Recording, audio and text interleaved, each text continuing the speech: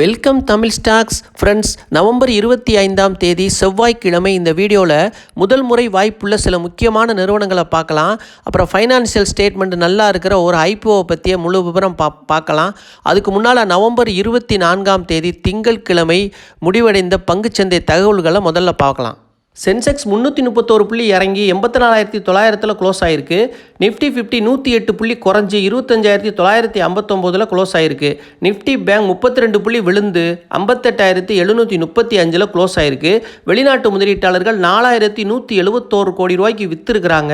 உள்நாட்டு முதலீட்டாளர்கள் 4,512 கோடி ரூபாய்க்கு நேற்று வாங்கியிருக்கிறாங்க. சிங்கப்பூரில் வர்த்தகமாகிற நம்மளோட கிஃப்ட் நிஃப்டி ஃபியூச்சரு 44 புள்ளி அதிகரித்து 26,010 வர்த்தகமாகிட்டு இருக்குது. இன்றைக்கி மார்க்கெட் பாசிட்டிவாக இருக்கிறதுக்கு வாய்ப்பு இருக்குது. ஒரு அமெரிக்க டாலருக்கான இந்திய ரூபாயோட மதிப்பு 0.25 அதிகரித்து 89.23 இருக்குது. நேற்று படு வீழ்ச்சி அடைஞ்சி ஒரு 2-3 நாளைக்கு முன்னாடி. இப்போ மறுபடியும் கொஞ்சம் ரெக்கவரி ஆகிருக்கு. ஆபரண தங்கத்தோட விலை 1 கிராம் 110 ரூபா குறைஞ்சு 11,520 இருக்குது. சென்னையோட விலை ஜிஎஸ்டி சேர்க்காம நம்மளுக்கு வாய்ப்பு 10,700 இருக்குது ஒரு கிராமுக்கு. ஆபரண தங்கம் 8 கிராம் ஒரு பவுனோட விலை 880 ரூபா குறைஞ்சு 92,160 இருக்குது. நமக்கு வாய்ப்பு 87,200 இருக்குது ஒரு பவுனோட விலை. ஞாபகத்தில் வச்சுக்கோங்க. வெள்ளி 1 கிராம் 171 ரூபா ஆபரண வெள்ளி 1 ரூபா நேற்று இறங்கியிருக்கு. வாய்ப்பு நமக்கு 163 இருக்குது. வெள்ளி கொலுசு வாங்குறதுக்கு 163 வாய்ப்பு இருக்குது. டாடா கோல்டு பீஸ் ETF பார்ப்போம். இது டிஜிட்டல் கோல்டு. இவ்வளோ நேரம் நம்ம ஃபிசிக்கல் கோல்டு பார்த்தோம். இப்போ டிஜிட்டல் கோல்டு பார்க்கலாம். டிஜிட்டல் கோல்டில் முதலீடு பண்ணுறவங்களுக்கு ஒரு சிறந்த வாய்ப்பு டாடா கோல்டு பீஸ் ETF 11.97 இருக்குது. நமக்கு வாய்ப்பு 11.60 இருக்குது. ரொம்ப நெருங்கிடுச்சு. இது முதல் முறை வாய்ப்பு தான். முதல் முறை வாய்ப்பு 11.60 இருக்குது. பயன்படுத்திக்கலாம். டாடா சில்வர் பீஸு 14.96 வர்த்தகம் ஆகிட்டுருக்கு. நமக்கு வாய்ப்பு 14.20 முதல் வாய்ப்பு இருக்குது. Nippon India ETF gold BeES இதுவும் டிஜிட்டல் கோல்டு தான்.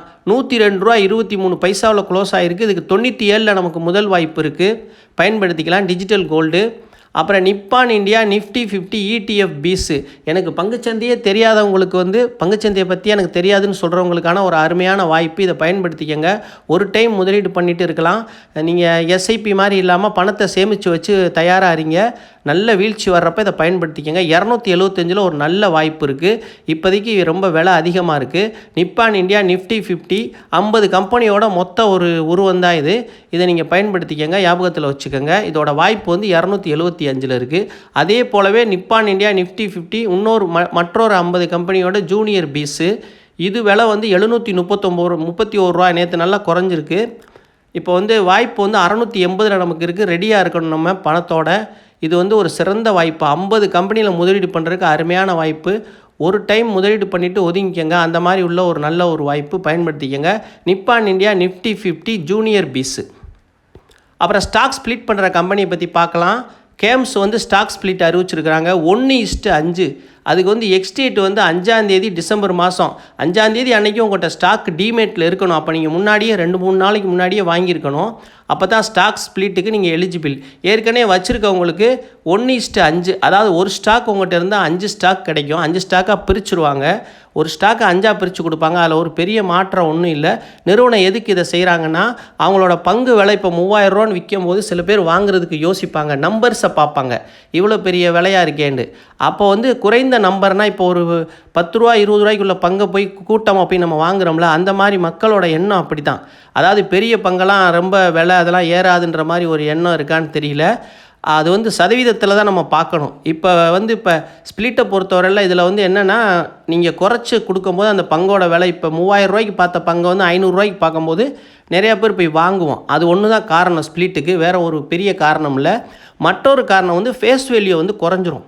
இப்போ 10 ரூபா இருக்க ஃபேஸ் வேல்யூ 2 ரூபாயாக மாறிடும். 5 இவங்க டிவைட் பண்ணும்போது 10 ரூபா ஃபேஸ் வேல்யூ 2 ரூபாயாக மாற்றமாகும். இந்த மாற்றம் ஏற்படும்.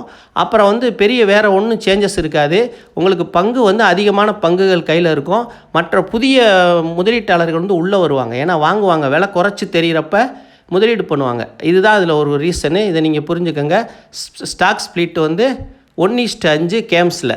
சிஜி பவர் நிறுவனம் நேற்று 4% வரைக்கும் விழுந்திருக்கு. மார்க்கெட்டில் 683 க்ளோஸ் ஆகிருக்கு. இதுக்கு என்ன காரணம்னு பார்த்தோம்னா, சிஜி பவரோட துணை நிறுவனமான ஜிஜி ட்ரானிக்ஸ் நிறுவனம் ரயில்வே விநியோக அறிவிக்கப்பட்டது தான் இதுக்கு வந்து முக்கிய காரணமாக இருக்குது. இந்த ஆர்டரை கேன்சல் பண்ணியிருக்கிறாங்க. இதுக்கு என்ன காரணம்னு பார்த்தா ஜிஜி ட்ரோனிக்ஸ் அதன் லோகோ கவாச் அமைப்புக்கான பாதுகாப்பு உத்தரவுகள் நிலுவையில் இருக்குது. அதனால் சரியான நேரத்தில் இவங்களால் அந்த ஆர்டரை டெலிவரி பண்ண முடியல. இந்திய ரயில்வேன்னு இந்த உத்தரவு வந்து நவம்பர் 2024 வெளியிட்டிருக்கிறாங்க. 12 மாதம் கால அவகாசம் கொடுத்துருக்குறாங்க. இவங்க தாமதம் ஏற்படுத்திட்டாங்க. அதனால் வந்து டெலிவரி பண்ண முடியாதனால ஆர்டர் கேன்சல் செய்யப்பட்டிருக்கு. இது வந்து தயாரிப்பு இந்த இதுக்கு தாமதத்திற்கான காரணம் என்னன்னு பார்த்தோம்னா ஆராய்ச்சி வடிவமைப்பு மற்றும் தரநிலைகள் அமைப்பின் RDSO அவங்க வந்து இதை பாதுகாப்பு ஒப்புதல்களுக்காக நிலுவையில் வச்சுருக்கிறாங்க. இது நிலுவையில் வச்சுருக்கனால இவங்களுக்கு இங்கே ஆர்டர் வந்து கேன்சல் ஆகிருக்கு. அவங்க ஒப்புதல் அளித்தா தான் இவங்க டெலிவரி பண்ண முடியும். அந்த நிலைமையில் இந்த இது கேன்சல் ஆகிருக்கு. இது நமக்கு ஒரு அருமையான வாய்ப்பு. இந்த பங்கு இறங்குனது 683 க்ளோஸ் ஆகிருக்கு. இந்த வாய்ப்பை பயன்படுத்திக்கங்க. 2ஆம் முறை வந்து பொன்னான வாய்ப்பு கிடச்சிருக்கு. நீண்ட கால முதலீட்டுக்கு ஒரு சிறந்த நிறுவனம். வாய்ப்பை பயன்படுத்திக்கங்க நண்பர்களே. IDFC ஃபர்ஸ்ட் பேங்கில் நமக்கு கண்ணு கெட்டும் தூரத்தில் வாய்ப்பு இருக்குது. ப்ரைஸ் பார்க்கலாம். ஸ்டாக் ப்ரைஸ் ஹை வந்து ₹82.70, லோ ₹52.46, க்ளோசிங் ₹77.97 நேற்று. PE ரேஷியோ 46, செக்டார் PE வெறும் 20 தான், ரொம்ப அதிகமாக இருக்குது PE ரேஷியோ. புக் வேல்யூ வந்து ₹45, 1.71 டைம் அதிகமாக இருக்குது. ஃபைனான்சியல் ஸ்டேட்மெண்ட் பார்க்கலாம். இன்ட்ரெஸ்ட் இன்கம் வட்டி வருமானம் ஆண்டுக்காண்டு சென்ற ஆண்டு 30,325 கோடி, இந்த ஆண்டு 36,501 கோடியாக அதிகரிச்சிருக்கு. காலாண்டுக்கு பார்ப்போம். ஜூனில் வந்து 9,642 கோடி, இப்போ செப்டம்பரில் 9,936 கோடியாக அதிகரிச்சிருக்கு. நிகர வருமானம் ஆண்டுக்காண்டு சென்ற ஆண்டு 2,942 கோடி, இந்த ஆண்டு 1,490 கோடியாக விழுந்திருக்கு. காலாண்டுக்கு பார்த்தோம்னா ஜூனில் 453 கோடி, இப்போ செப்டம்பரில் 347 கோடியாக அதுவும் நல்லா குறைஞ்சிருக்கு. ஷேர் ஹோல்டிங் பேட்டர்னை பொறுத்தவரையில் FII வந்து ஆகஸ்ட்டில் 24% வச்சுருந்தவங்க படிப்படியாக அதிகரித்து 35% அதிகரிச்சிருக்கிறாங்க இப்போ அக்டோபரில். அப்புறம் வந்து ஆகஸ்ட்டில் வந்து கடந்த ஆகஸ்ட் மாதம் 11.63% இருந்த மியூச்சுவல் ஃபண்டு படிப்படியாக குறைச்சி 9.87% குறைச்சிருக்கிறாங்க. Mutual fund ஹோல்டிங்கை குறைச்சிருக்கிறாங்க. பொதுமக்கள் பொறுத்தவரை 64% வச்சுருக்கிறாங்க. அவங்க படிப்படியாக இப்போ குறைச்சி 54% வந்துட்டாங்க. ஆகஸ்ட்டில் 64 இருந்தவங்க இப்போ ஷேர் ஹோல்டிங் வந்து 54% இருக்குது இப்போ அக்டோபர் மாத நிலவரப்படி. அப்புறம் வந்து நிகர வருமானம் வந்து லாப வளர்ச்சி 27% CAGR வருஷத்துக்கு ஆண்டுக்காண்டு நல்ல ஒரு அருமையான CAGR பதிவு பண்ணியிருக்கிறாங்க. நிகர வட்டி வருமானத்தை பொறுத்தவரை 46% CAGR, அதுவும் அருமையான ஒரு வருமானம். இப்போ வந்து அதே மாதிரி மார்ச் 2025 நிலவரப்படி வாடிக்கையாளர்களின் வைப்பு தொகை ஆண்டுக்காண்டு 25% வளர்ச்சி அடைஞ்சிருக்கு. இதெல்லாம் நல்ல ஒரு பாசிட்டிவ் விஷயமாக இந்த பேங்க்கு பார்க்கலாம். IDFC ஃபர்ஸ்ட் பேங்கோட நெகட்டிவ் என்னென்னு பார்ப்போம். இவங்க வந்து ROE ரிட்டர்ன் ஆன் ஈக்விட்டி வந்து ரொம்ப கம்மியாக இருக்குது, 3.90% இருக்குது. சக வங்கிகளோட ஒப்பிட்டு பார்க்கும்போது இவங்களோட ROE ரொம்ப குறைவாக இருக்குது. ROEங்கிறது நீங்கள் வந்து முதலீடு செய்கிற பணத்தை வச்சு அவங்க எந்த அளவுக்கு திறம்பட அந்த பணத்தை பயன்படுத்தி வருமானத்தை கொண்டு வர்றாங்க அப்படிங்கிறத காட்டுற ஒரு அருமையான குறியீடு தான் இந்த ROE ரிட்டர்ன் ஆன் ஈக்விட்டி. இது வந்து ரொம்ப கம்மியாக இருக்குது. அதே மாதிரி வந்து இவங்க அடுத்த கட்டத்தை நோக்கி நகர்ற ஒரு பேங்காக இருக்கிறாங்க. அடுத்த கட்ட வளர்ச்சியை நோக்கி போகிறாங்க. அதே சமயத்தில் PE ரேஷியோ வந்து ரொம்ப அதிகமாக இருக்குது. இதுவும் வந்து ரொம்ப நெகட்டிவாக தான் நம்ம பார்க்கணும். இப்போதைக்கு வந்து இந்த நிறுவனத்தில் வந்து நிறைய பாசிட்டிவ் சொன்னாலும் இந்த மாதிரி ஒரு சில நெகட்டிவும் இருக்குது. அதனால் அதையும் நம்ம மனசில் வச்சு தான் நிறுவனத்தில் முதலீடு பண்ணணும். வேல்யூஷன் அதிகமாக இருக்கப்போ நம்ம கொஞ்சம் எச்சரிக்கையாக தான் முதலீடு பண்ண வேண்டியிருக்கு. இந்த நிறுவனத்தை பற்றி என்னோட கருத்து வந்து ₹73.20 போனால் நம்ம வாய்ப்பை பயன்படுத்திக்கலாம். முதல் முறை வாய்ப்பு ₹73 போனால் முதல் முறை வாய்ப்பை பயன்படுத்திக்கலாம். அடுத்து அதை உடச்சா 69 அந்த மாதிரி போயிடும்.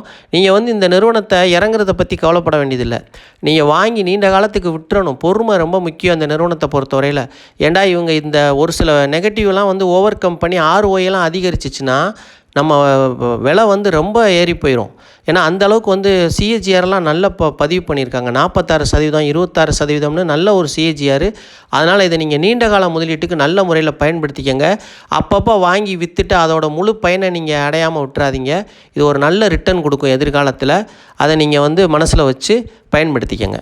அருண் பீவேரேஜஸ் நிறுவனத்தில் வாய்ப்பு இருக்குது, பார்க்கலாம். பெப்சிகோ உடைய முக்கிய இந்திய உரிமையாளராக இவங்க இருக்கிறாங்க. ஃபைனான்சியல் ஸ்டேட்மெண்ட் பார்ப்போம்.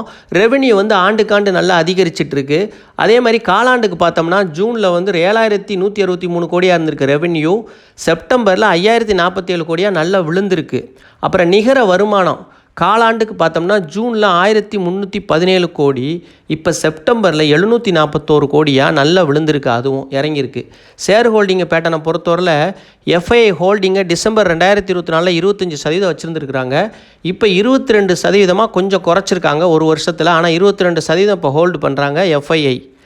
அதே மாதிரி மியூச்சுவல் ஃபண்டை பொறுத்தவரையில் 2024 4% இருந்திருக்கு. இப்போ செப்டம்பரில் 7% அதிகரிச்சிருக்கிறாங்க. அவங்க அதிகரிச்சிருக்காங்க மியூச்சுவல் ஃபண்டு. பொதுமக்கள் வந்து இப்போ செப்டம்பரில் கொஞ்சம் ஹோல்டிங்கை குறைச்சிருக்கிறாங்க. ஸ்டாக் ப்ரைஸ் பார்க்கலாம். ஹை வந்து 663, லோ 419, க்ளோசிங் 446 க்ளோஸ் ஆகிருக்கு. BE ratio 50, sector B 61, BE ratio ரொம்ப அதிகம். புக் வேல்யூ வந்து 27, 16 டைம் அதிகமாக இருக்குது. இது வந்து கடனை நல்லா குறைச்சிட்டு வர்றாங்க. கடன் ஓரளவுக்கு நல்லா குறைச்சிட்டாங்க. கேஷ் ஃப்ளோ வந்து 2 வருஷமாக அதிகரிச்சுக்கிட்டே இருக்குது. நிறுவனத்தை பொறுத்தவரையில் இவ்வளவு இறங்கியும் கூட இப்போயும் ஓவர் வேல்யூவாக தான் இருக்குது. ஜனவரி 2025 654 ரூபாய்க்கு இருந்த இந்த பங்கு படிப்படியாக இறங்கி 446 நேற்று க்ளோஸ் ஆகிருக்கு. இந்த இவ்வளோ பெரிய வீழ்ச்சிக்கு என்ன காரணம்னு பார்ப்போம். ரிலையன்ஸோட கேம்பகோலா குறிப்பிடத்தக்க மார்க்கெட் ஷேரை எடுத்துகிட்டு வர்றாங்க. இது வந்து இவங்களுக்கு நல்ல போட்டியை கொடுக்குறாங்க. அது மாதிரி வந்து ஹிந்துஸ்தான் கொக்கோ கோலாவோட பீவேரேஜஸ் ஐபிஓ வர்றதுக்கு இருக்குது. இது மேலும் இந்த போட்டியை தீவிரப்படுத்தும்னு எதிர்பார்க்கப்படுது. அப்புறம் வந்து ப்ரமோட்டர் ஸ்டாக்கை வந்து குறைச்சிட்டு போகிறது கொஞ்சம் பலவீனமாக பார்க்கப்படுது முதலீட்டாளர்கள் மத்தியில். இது வந்து இதெல்லாம் வந்து முக்கிய காரணங்களாக சொல்லப்படுது. இதெல்லாம் ஒரு முக்கிய காரணம் என்னென்னா கிளைமேட்டு, பருவநிலை மாற்றம். இந்த பருவநிலை மாற்றத்தினால விற்பனை ரொம்ப குறைஞ்சிருக்கிறதா, கணிசமாக பாதிக்கப்பட்டிருக்கிறதாகவும் சொல்லியிருக்கிறாங்க. ஆனால் நீண்டகால நோக்கத்துக்கு ஒரு சிறந்த நிறுவனமாக இருக்குது. நல்ல ஸ்ட்ராங் ஃபண்டமெண்டல் உள்ள கம்பெனி. ஆனால் இப்போயும் ஓவர் வேல்யூவாக தான் இருக்குது. நம்ம அதனால் கொஞ்சம் எச்சரிக்கையாக அதை பயன்படுத்தணும். இதை வந்து 425 ஒரு தடுப்பாக வச்சுக்கிறணும். அந்த 425க்கு கீழே போனால் வெளியே வந்துடணும். திரும்ப 425க்கு 30க்கு மேலே வந்தால் தான் நம்ம கன்சிடர் பண்ணணும், வாய்ப்பை பயன்படுத்தணும். 430, 35 வாய்ப்பு இருக்கிறதா பார்க்குறேன். முதல் முறை வாய்ப்பு நீங்கள் பயன்படுத்திக்கங்க. ஆனால் வந்து நீங்கள் வந்து 425க்கு கீழே போனால் அடுத்து 330க்கு போயிடும். ரொம்ப எச்சரிக்கையாக அவங்களால பண்ண முடியும்னா இந்த ஸ்டாக்கில் முதலீடு பண்ணுங்கள். ரொம்ப கவனமாக இருக்கணும், அசால்ட்டாக இருக்கக்கூடாது. அதனால் அதை நீங்கள் யோசித்து நீங்களும் சொந்தமாக யோசிச்சு ஒரு முடிவுங்க. இது எல்லாமே என்னோடய யோசனை தான். எனக்கு தெரிஞ்சதை நான் சொல்கிறேன். நீங்கள் வந்து யோசித்து ஒரு சொந்த முடிவை எடுங்க. 425 உங்கள் கவனம் இருக்கட்டும். மற்றபடி வந்து இப்போ ரொம்ப நல்லா இறங்கிருச்சுமே, இறங்குறது கூட வாய்ப்பு கம்மியாக தான் நான் பார்க்குறேன். நீங்களும் யோசித்து பயன்படுத்திக்கங்க. ஐசிஐசிஐ பேங்க் இப்போயும் வாய்ப்பில் தான் இருக்குது. க்ளோசிங் ப்ரைஸு 368 பயன்படுத்திக்கலாம். ROI வந்து 16.45. பேங்க்லேயே இவங்க தான் அதிக ROI, நல்ல ஒரு ரிட்டர்ன் ஆன் ஈக்விட்டியை பதிவு பண்ணியிருக்கிறாங்க. நீங்கள் வந்து வாய்ப்பு இருந்தால் பயன்படுத்திக்கங்க வாய்ப்புகளை. நீண்டகால நோக்கத்துக்கு மட்டும்தான் இந்த நிறுவனங்கள்லாம். எல்லாமே வந்து நீண்டகால நோக்கத்துக்கு வச்சுக்கிறதுக்கு ஒரு நல்ல நிறுவனங்கள். அதை நீங்களும் யோசிச்சு ஒரு முடிவு எடுத்துக்கோங்க. ICICI bank. அப்புறம் ஜியோ ஃபைனான்ஷியலோட ஸ்டாக் ப்ரைஸ் பார்க்கலாம். கண்ணு கெட்டும் தூரத்தில் வாய்ப்பு இருக்குது. இப்போ வந்து பங்கோட விலை ஹை வந்து 347 வரைக்கும் போயிருக்கு. லோ வந்து 198 வரைக்கும் கீழே போயிருக்கு. BE ratio 116, sector B 221, book value வந்து 215 ரூபா, 1.39 டைம் அதிகமாக இருக்குது. இதில் பிஇ ரேஷியோவை பொறுத்தவரை ரொம்ப ரொம்ப அதிகம். அதே மாதிரி கடன் நல்லா கொஞ்சம் அதிகரிச்சிட்ருக்கு. முதல் வாய்ப்பு 283 இருக்கிறதா நான் பார்க்குறேன். அதை உடச்சா அடுத்து 245 தான் அடுத்து. இது மாதிரி நீங்கள் அடுத்தடுத்த வாய்ப்புகளை பயன்படுத்திக்கங்க. பயப்பட வேண்டியதில்லை. லாங் டேர்முக்கு வச்சுக்கிறவங்க பயப்பட வேண்டியதில்லை. நீண்ட கால நோக்கத்துக்கு ஒரு சிறந்த நிறுவனமாக இருக்கும். இதை நீங்களும் வச்சு இது பண்ணிக்கோங்க. ஆனால் இப்போதைக்கு உடனே இதில் ஏறாது பங்கு விலை. நீண்ட கால நோக்கத்துக்கு மட்டும்தான் இந்த பங்குகள்லாம் பயன்படும். அதனால் நீங்கள் யோசிச்சு முடிவெடுங்க. வாங்கிட்டு 1 மாதத்தில் ஏறலைன்னு நீங்கள் வருத்தப்படல, எந்த நியாயமும் இல்லை. மினிமம் வந்து 1 வருஷம் 2 வருஷம், அதிகபட்சம் 5 வருஷம் நீங்கள் ஹோல்டு பண்ணால் ஒரு ப்ராஃபிட் கிடைக்கிறதுக்கு வாய்ப்பு இருக்குது. அதை மனசில் வச்சுக்கிட்டு நீங்கள் பயன்படுத்திக்கங்க. எஸ்பிஐ கார்டோட ஸ்டாக்கோட வாய்ப்பு வந்து கொஞ்சம் தொலைவில் தான் இருக்குது. இருந்தாலும் பார்ப்போம். ஹை வந்து 1027 வரைக்கும் போயிருக்கு. லோ வந்து 663, க்ளோசிங் 869 க்ளோஸ் ஆகிருக்கு. பிஇ ரேஷியோ பொறுத்தவரை 43, செக்டார் பி 28, புக் வேல்யூ வந்து 137, 6 டைம் அதிகமாக இருக்குது. இதுவும் வேல்யூஷன் அதிகமாக தான் இருக்குது. 1027 இருந்து இந்த பங்கு படிப்படியாக இறங்கி இப்போ வந்து நல்ல லோவுக்கு வந்துருச்சு, கீழே 869க்கு வந்துருச்சு. ஆனால் இன்னும் நல்லா இறங்க வேண்டியது இருக்குது.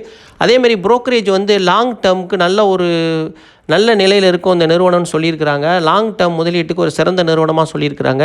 அதே சமயத்தில் குறுகிய காலத்துக்கு வந்து டவுன்கிரேட் பண்ணியிருக்கிறாங்க. இதனால் பங்கு விலை மேலும் இறங்கிட்டு வருது. இதில் நமக்கு முதல் முறை வாய்ப்பு 815 இருக்கிறதா நான் பார்க்குறேன். அதை உடச்சிச்சின்னா அடுத்து 745 தான் வாய்ப்பு. இறங்க வாய்ப்புகளை பயன்படுத்திக்கங்க, பயப்படாமல் தைரியமாக. அதே மாதிரி நீண்ட கால நோக்கத்துக்கு வச்சுக்கிறவங்க மட்டும் இந்த வாய்ப்புகள்லாம் பயன்படுத்துங்க. அவசரமாக பணம் வேணும்னு நினைக்கிறவங்க இந்த மாதிரி நிறுவனத்தில் போய் வாங்கிடாதீங்க. இதெல்லாம் ரொம்ப நாளாகும் ஏறுறதுக்கு. அதனால் நீங்கள் இறங்க வாய்ப்பை பயன்படுத்திக்கிட்டு நீண்ட கால நோக்கத்துக்கு உங்கள் போர்ட்ஃபோலியோவில் ஒரு நிறுவனத்தை வச்சுக்கிறதுக்கு ஒரு நல்ல நிறுவனமாக இது இருக்கும். இதெல்லாம் என்னோடய சொந்த முடிவு தான். நீங்கள் யோசித்து ஒரு நல்ல முடிவாக எடுங்க. முடிவு உங்கள் கையில் தான் இருக்குது. அதர் நியூட்ரி ஃபுட்ஸ் ஐபிஓ பற்றி பார்க்க போகிறோம். SME IPO small and medium enterprises நிறுவனம். இந்த ஐபிஓ பற்றி பார்க்குற காரணம் இவங்களோட ஃபைனான்சியல் ஸ்டேட்மெண்ட்லாம் நல்லா இருக்குது. அதனால தான் இதை பற்றி பார்க்குறோம். பீனட் பட்டர் வேர்க்கடலை தொடர்பான தயாரிப்புகளில் நிபுணத்துவம் பெற்ற ஒரு இந்திய நிறுவனமாக இருக்கிறாங்க. 2012 நிறுவப்பட்ட இந்த நிறுவனம் குஜராத்தை தலைமையிடமாக கொண்டு செயல்பட்டுட்டு வர்றாங்க.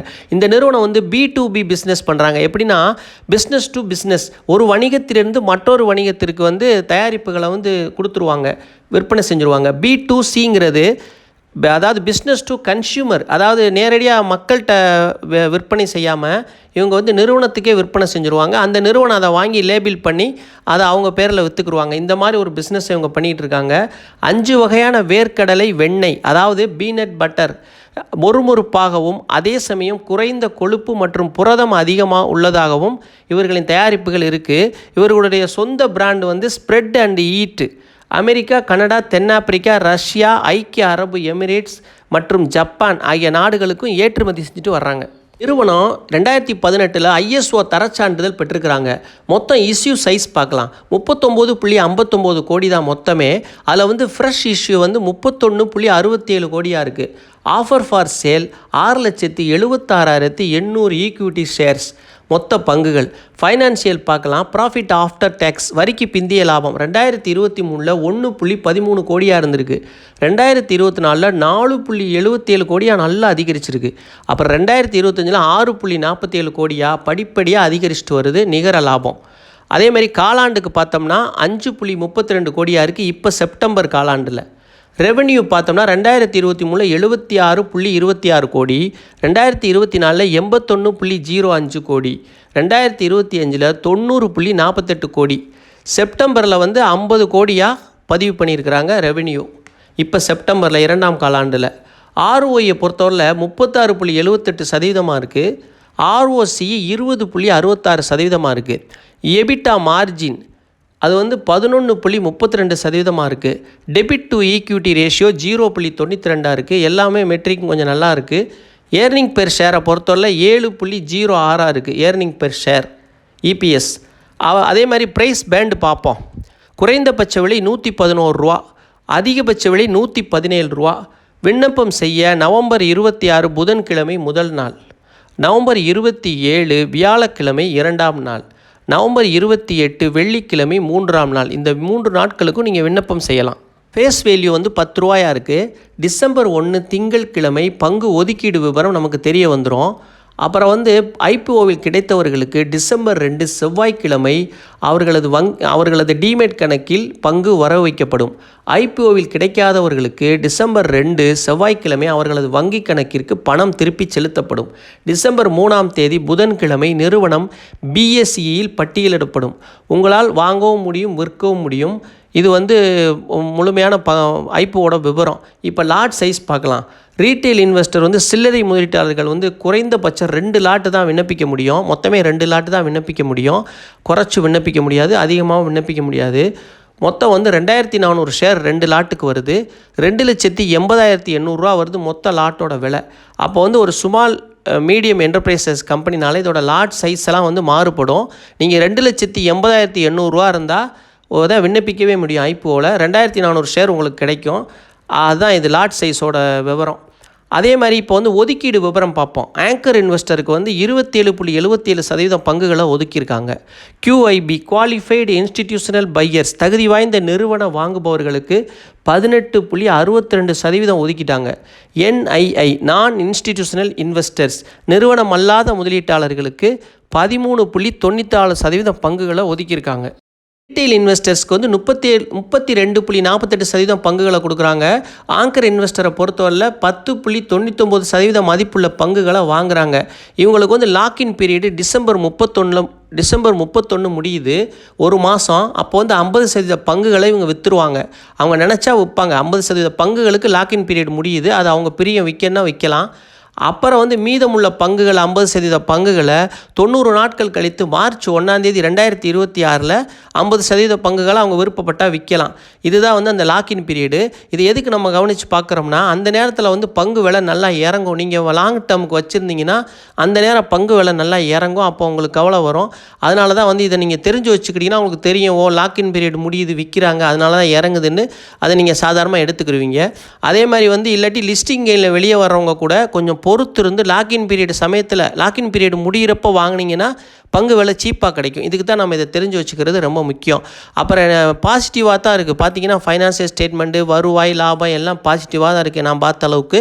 மற்றபடி வந்து இவங்க வந்து இவங்களுக்கு நெகட்டிவ்னு பார்க்கும்போது உலகளாவிய பிஸ்னஸ் வச்சுருக்கிறாங்க, நல்ல ஸ்ட்ராங் போர்ட்ஃபோலியோ கஸ்டமர் வச்சுருக்கிறாங்க.